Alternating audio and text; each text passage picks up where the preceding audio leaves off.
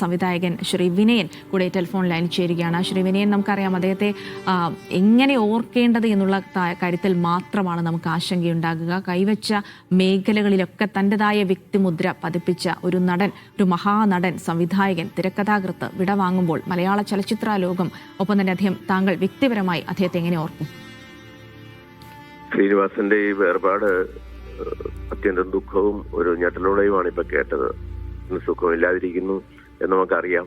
എന്നാലും പലപ്പോഴും അവിടുന്ന് തിരിച്ചു വന്ന് ഒരു മനധൈര്യം കൊണ്ടും അദ്ദേഹത്തിന്റെ ഒരു ഒരു പോരാട്ട വീര്യം കൊണ്ടും ഒക്കെയാണ് അദ്ദേഹം തിരിച്ചു വന്ന് എല്ലാം നേരെയാകും എന്നുള്ള ചിന്തയായിരുന്നു നമുക്കൊക്കെ ഉണ്ടായിരുന്നത്.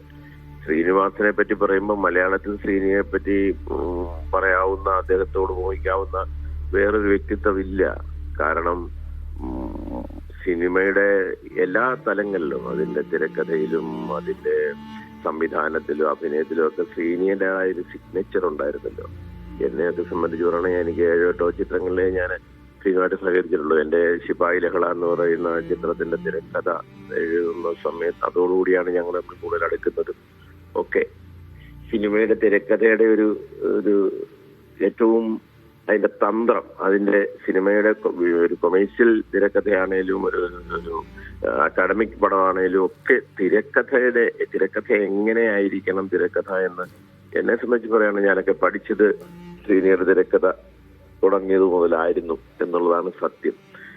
എനിക്ക് അദ്ദേഹത്തെ പറ്റി മലയാള സിനിമയിൽ തനിക്ക് പറയാനുള്ളത് ആരുടെയും മുഖത്ത് നോക്കി നർമ്മത്തിൽ കലർത്തിയാണെങ്കിലും അത് പറയാനുള്ള ധൈര്യം കാണിക്കുന്ന, മലയാള സിനിമയിൽ മറ്റൊരാളെ നമുക്ക് ശ്രീനിവാസനെ കണക്ക് പറയാൻ പറ്റില്ല.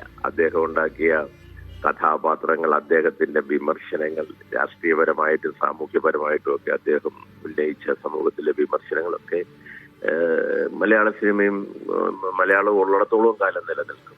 ഒരു ഷോക്ക് തന്നെയാണ് ശ്രീനിവാസന്റെ ഈ വേർപാട്.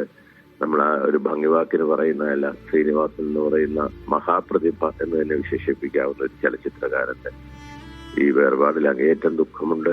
ഒരു സുഹൃത്തും സഹപ്രവർത്തകൻ എന്നുള്ളതിനപ്പുറം നമ്മുടെ സാംസ്കാരിക മേഖലയ്ക്ക് പോലും ഒരു നഷ്ടമാണ് അദ്ദേഹത്തിന്റെ ഈ വേർപാട്.